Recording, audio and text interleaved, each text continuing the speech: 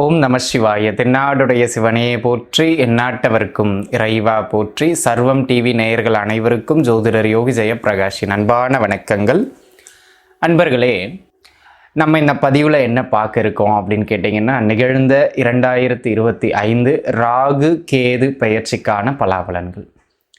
இந்த வருடம் பார்த்திங்கன்னா குருவின் பெயர்வு, அதற்கு முன்பாக சனியின் பெயர்வு, அதனை தொடர்ந்ததாக இந்த ராகு கேதுக்களின் பெயர்வு நடக்க இருக்குங்க. இப்போ மே மாதம் இந்த பெயர்ச்சி பார்த்திங்க அப்படின்னு சொன்னால் 18ஆம் தேதி 2025 நடந்து முடிந்தது. அதன் மூலமாக மீன ராசியில் வீற்றிருந்த ராகு பகவான் அங்கிருந்து கும்ப ராசியை நோக்கி பயணப்பட்டார். அதேபோல் கன்னி ராசியில் இருந்த கேது பகவான் சிம்மத்தை நோக்கி பயணப்பட்டார். இப்பொழுது கும்பத்தில் ராகு, சிம்மத்தில் கேது என்கின்ற, ஏன்னா நேரு 7க்கு 7ஆக இருக்கக்கூடிய கிரகங்கள், இந்த சாயா கிரகங்கள், சர்ப்ப கிரகங்கள் என்றெல்லாம் இந்த ராகு கேதுக்களை வர்ணிப்பார்கள். ஒரு மனிதனுடைய கர்மாவை எடுத்து கூறக்கூடிய ஒரு அற்புதமான கிரகம் இந்த ராகு கேதுக்கள். இந்த குருவுக்கு மேலாக சனிக்கு கீழாக அதிகபட்சம் 1.5 ஆண்டு காலகட்டம் ஒரு ராசிக்குள்ளாக இந்த 2 கிரகங்களும் அமருவார்கள். 1.5 ஆண்டு காலகட்டம் அப்படிங்கிறது ஒரு மிகப்பெரிய காலகட்டம். அதனால் ஒவ்வொரு ராசியிலையும் அவங்க இருக்கும்போது 12 ராசி நேயர்களுக்கும் சில தாக்கங்களை அவர்கள் ஏற்படுத்துவார்கள். அது நல்லதாக அமையலாம், சரியில்லாமல் இருக்கலாம், அந்த மாதிரியான ஒரு அமைப்பு. ஆக உங்களுடைய ஜென்ம நட்சத்திரத்திற்கு இந்த ராகு பகவானும் இந்த கேது பகவானும் என்ன மாதிரியான ஏற்றங்களை வழங்க இருக்கின்றார்கள், எங்கெல்லாம் நீங்கள் நிதானமாக இருக்க வேண்டும். ஏன்னாங்க இந்த ராகு கேதுக்களில் பார்த்திங்கன்னா ஒரு பிரச்சனை என்னென்னா, ராகு நன்மையை செய்கிற அமைப்புகள் அமர்ந்தால் கேது காலை பிடிச்சி இழுக்கிற அமைப்பில் இருப்பார். கேது நன்மையை செய்கின்ற அமைப்புகளில் இருந்தால் ராகு காலை பிடிச்சி இழுக்கிற அமைப்புகளில் இருக்கார். அப்போ என்ன அர்த்தம்னா, ராகு கேதுக்கள் இருவரும் சேர்ந்து ஒரு ராசிக்கோ ஒரு நட்சத்திரத்திற்கோ முழுமையாக நன்மையை தரமாட்டார்கள். ஆக நம்ம அதிகபட்ச நன்மை எந்த ராசி நட்சத்திரங்களுக்கு இருக்குது. அப்போ நம்ம கைடன்ஸ் என்ன பண்ண போகிறோம் அப்படின்னு கேட்டிங்கன்னா, இந்த ராகு கேது பயிற்சி உங்களுக்கு என்ன மாதிரியான விஷயங்களில் நன்மையாக இருக்கும், என்ன மாதிரியான விஷயங்களில் கவனமாக இருக்கணும் அப்படிங்கிறத பற்றி நம்ம தெளிவாக பார்க்க இருக்கிறோம். இது கோட்சார அடிப்படையிலான ஒரு பொது பலன். இருந்தாலும் உங்கள் சுய ஜாதக தசாபுக்தி அமைப்புகளையும் ஒரு முறை ஜோதிடர்கிட்ட செக் பண்ணிக்கிட்டு அது நல்லா இருந்தது அப்படின்னா முக்கிய பலன்களில் இறங்குறது நல்லது. சரிங்களா? இந்த ராகு கேது பயிற்சி 2025 உங்களுடைய ஜென்ம நட்சத்திரத்திற்கு எப்படி இருக்கிறது பாருங்கள், பார்க்கலாம். பூர நட்சத்திரத்து அன்பர்களே, பூரத்தை பொறுத்த மட்டிலும் பார்த்தீங்க அப்படின்னா ஏற்கனவே 2 8ஆம் இடங்களில் ராகு கேதுக்கள் அமர்ந்திருந்தார்கள். அந்த குடும்பஸ்தானத்திலும் 8ஆம் இடத்திலும் அமர்ந்திருந்தார்கள். அது ஒரு நல்ல கிரக அமைப்பு கிடையாது. இப்பொழுது அவங்க பயிற்சியாகி உங்கள் ஜென்ம ராசிக்குள்ளாக கேதுவும் 7ஆம் இடத்துல ராகுவும் கும்பத்தில் அமர்றாங்க. இதுவுமே ஒரு பெரிய யோக நிலை கிடையாது. ஓப்பனாக சொல்லணும்னு வச்சுங்களேன், ராகு கேதுக்களின் பயிற்சி நடந்து முடிஞ்ச சனியின் பயிற்சி எதுவும் கொஞ்சம் சொல்கிற அளவுக்கு குருவை தவிர பெருசாக உங்களுக்கு நற்பலன்களை வழங்கக்கூடியது மாதிரியான அமைப்புகளில் இல்லைங்க. சரிங்களா?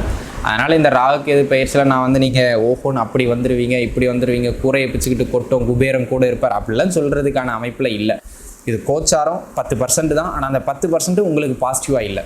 உங்கள் சுயஜாதகம் நல்லா இருந்தால் நீங்கள் நல்லா இருப்பீங்க, அதில் மாற்றுக்கிறது கிடையாது. ஆனால் இந்த கோச்சார பலன்களின் அடிப்படையில் இந்த காலகட்டம் திருமணத்திற்கு சப்போர்ட் பண்ணும், தாராளமாக முயற்சிக்கலாம். புத்திர பாக்கியத்திற்கு சப்போர்ட் பண்ணும், தாராளமாக முயற்சிக்கலாம். குழந்தை இல்லாதவங்க, குழந்தைக்காக மருத்துவம் பார்த்துக்கிட்டு இருந்தவங்க, அவங்களுக்கெல்லாம் இந்த காலகட்டம் குழந்தை பாக்கியம் கிடைக்கக்கூடியது மாதிரியான ஒரு நல்ல காலகட்டம். அதே போல் இந்த அரசல் பர்சலாக லவ் பண்ணிக்கிட்டு இருக்கேன், லவ் செட் ஆகுமா என்னன்னு தெரியல, காதல் முயற்சியில் ஈடுபட்டுக்கிட்டு இருக்கேன் அப்படிங்கிறவங்களுக்கெல்லாம் அந்த காதல் அமைப்புகள் கைகூடியும் வருகின்ற ஒரு நல்ல காலகட்டமாகவும் இந்த காலகட்டம் அமைகிறது. சரிங்களா? இது ஒரு நல்ல அமைப்பு. அதே போல் இந்த ஃப்ரெண்ட் சர்க்கிளிலிருந்து சின்ன சின்ன உதவிகள் கிடைக்கும். எதிர்பார்த்த இடங்களிலிருந்து உதவி கிடைக்குமான்னு எனக்கு தெரியாது. ஆனால் நட்பு வட்டாரங்கள்கிட்ட எதிர்பாருங்க, சின்ன சின்னதான உதவிகள் கிடைக்கக்கூடியது மாதிரியான ஒரு நல்ல காலகட்டம். சரிங்களா? அதை தாண்டி இந்த பூர்வீக சொத்துக்களில் சின்ன சின்ன பிரச்சனைகள் வந்தாலும் அது சார்ந்து ஒரு சில நல்ல சுமூக முடிவுகள் உங்களை நோக்கி நன்முறையில் எடுக்கப்படுகின்ற ஒரு ஆகச்சிறந்த காலகட்டமாகவே இது அமைகிறது. சரிங்களா? அந்த விதத்தில் இது ஓகே, ஒரு நல்ல அமைப்பு, அதில் எந்த விதமான மாற்று கருத்தும் கிடையாது. ஆனால் பிற விஷயங்களில் ரொம்ப கவனமாக இருக்கணும். கல்யாணம் நடந்துடும், கல்யாண வாழ்க்கைன்னு வரும்போது பார்த்தீங்கன்னாங்கய்யா இந்த காலகட்டம் தேவையில்லாத கருத்து வேறுபாடுகள். நீங்கள் எதை பேசினாலும் பஞ்சாயத்துக்குள்ளாயிருங்க குடும்ப வாழ்க்கையில். ஏன்னா அது இதுன்னு என்ன பிரச்சனையானாலும் ஒரு ஒரு விமர்சனம், ஒரு பிரச்சனை, கருத்து வேறுபாடு, அந்த மாதிரியான அமைப்புகள்லேயே மூமெண்ட் ஆகக்கூடியது மாதிரியான ஒரு அமைப்புகளில் இந்த காலகட்டம் உண்டு. அப்போ நிதானித்து பார்த்து இருக்கணும் அப்படிங்கிறது முக்கியமான ஒன்றாக அமைகிறது அப்படிங்கிறத புரிஞ்சுக்கிடுங்க. அதனை அடுத்ததாக இந்த காலகட்டத்தை பொறுத்த மட்டிலும் தொழில் செய்கின்றவர்கள் அகலக்கால் வைக்க வேண்டாம். ஏன்னா பொருளாதார ரீதியாக பெரிய நகர்வு இல்லை, நல்ல லாபங்களை ஈட்டக்கூடிய அமைப்பு இல்லை. லிமிட்டடான வருமானம்னு இருக்கும்போது நீங்கள் பெருசாக போட்டு அப்படி உழைச்சி அப்படி ஜாதக தசாபுக்தி நல்லா இருக்குன்னா தாராளமாக பண்ணிக்கிடுங்க, அதில் ஒன்றும் மாற்று கருத்தே கிடையாது. ஆனால் பொதுவாகவே இந்த காலகட்டம் கொஞ்சம் நீங்கள் நிதானித்து இருப்பது மிக மிக சிறப்புங்கிறது மாதிரியான ஒரு காலகட்டம், சரிங்களா? ஸோ இருக்கிறத வச்சுக்கிட்டு அட்ஜஸ்ட் பண்ணி வண்டியை ஓட்டிக்கிடணும் அப்படிங்கிற முயற்சியில் ஈடுபட வேண்டியது அவசியமானதுங்க. இது ஒன்றை பார்த்துக்கிடுங்க. அதனை அடுத்ததாக அன்பு நண்பர்களே, இந்த காலகட்டத்தை பொறுத்த மட்டிலும் தொழில் செய்பவர் ஆயினும் சரி, குடும்ப வாழ்க்கையில் இருப்பவர் ஆயினும் சரி, பார்ட்னர்ஸோடு எப்போவுமே பிரச்சனை தான். குடும்பத்தில் வாழ்க்கை துணை, தொழிலில் பிஸ்னஸ் பார்ட்னர், 2 பேரோடவுமே ஏதாச்சும் ஒரு கருத்து வேறுபாடு, கருத்து ஒற்றுமை இல்லாமல் போகிறது, இல்லை ஒருவர் மீது ஒருவர் நம்பிக்கை இல்லாமல் போகிறது, இந்த மாதிரியான சில சூழ்நிலைகளை பிரச்சனையை உண்டு பண்ணும். அப்போ கூடுமானம் வரையிலும் எதையும் பெரிதுபடுத்தாமல் கொஞ்சம் அட்ஜஸ்ட் பண்ணி இருந்துக்கிறது மிக மிக நல்லது அப்படிங்கிறத புரிஞ்சுக்கிடுங்க. அதே போல் ஆரோக்கியம் அப்பப்போ டிஸ்டர்ப் ஆகும். ஆமாங்க, சின்ன சின்னதாக இருந்து வந்த மருத்துவ தொந்தரவுகள் கொஞ்சம் பெருசாக செலவு பண்ணுற மாதிரி இருக்கும். இல்லை ஒரு நீண்ட நாளாக ஏதாவது மருத்துவம் பார்த்துக்கிட்டு இருந்தவங்க இதை ஆப்ரேஷன் பண்ணணும்னு சொல்லியிருப்பாங்க, இல்லை கொஞ்சம் உயர் மருத்துவம் எடுக்கணும்னு சொல்லியிருப்பாங்க. நீங்கள் பயந்துக்கிட்டு அப்படியே விட்டுருந்துருப்பீங்க, இப்போ பண்ண வேண்டிய சூழ்நிலைக்கு தள்ளிவிடும். அந்த மாதிரியான ஒரு அமைப்புகளில் மருந்து கிடைக்கும், சரிங்களா? மருத்துவமும் கரெக்டாக கிடச்சிடும், ஆரோக்கியம் மேம்படும். அதனை அடுத்ததாக இந்த காலகட்டம் இந்த பிரச்சனை குடும்ப பிரச்சனை வழக்குகள் அப்படின்னு கொண்டு போகும். ஸோ அதை பெருசுபடுத்தாமல் அட்ஜஸ்ட் பண்ணி வண்டியை ஓட்டிக்கிடணும், சரிங்களா? கடனை ஏற்படுத்தி எதையுமே பண்ணாதீங்க.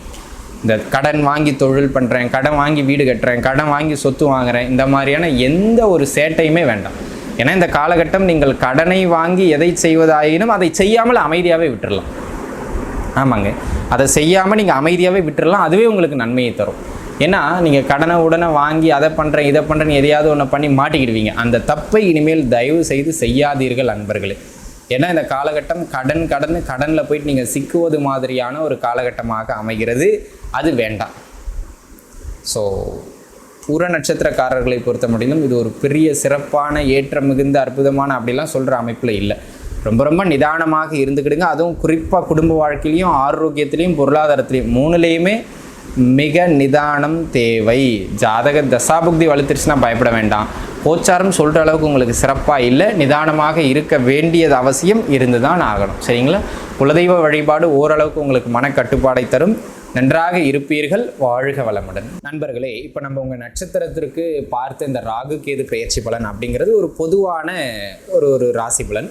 உங்கள் சுய ஜாதகம் அப்படிங்கிற ஒரு அமைப்பு தான் ரொம்ப முக்கியமானது. ஆக எந்த ஒரு விஷயத்தையும் சுய ஜாதகத்தை பார்த்து முடிவெடுக்கிறது நல்லது. உங்களுக்கு மேலும் ஏதாவது தகவல் தேவைப்படுது, இல்லை உங்கள் சுய ஜாதகம் பார்க்க வேண்டிய அவசியம் இருக்குது அப்படின்னு சொன்னால் கீழே இருக்கிற என்னுடைய எண்ணுக்கு தொடர்பு கொண்டு நீங்கள் முன்பதிவு செய்து கொண்டு தாராளமாக ஜாதகம் பார்த்து கொள்ளலாம்.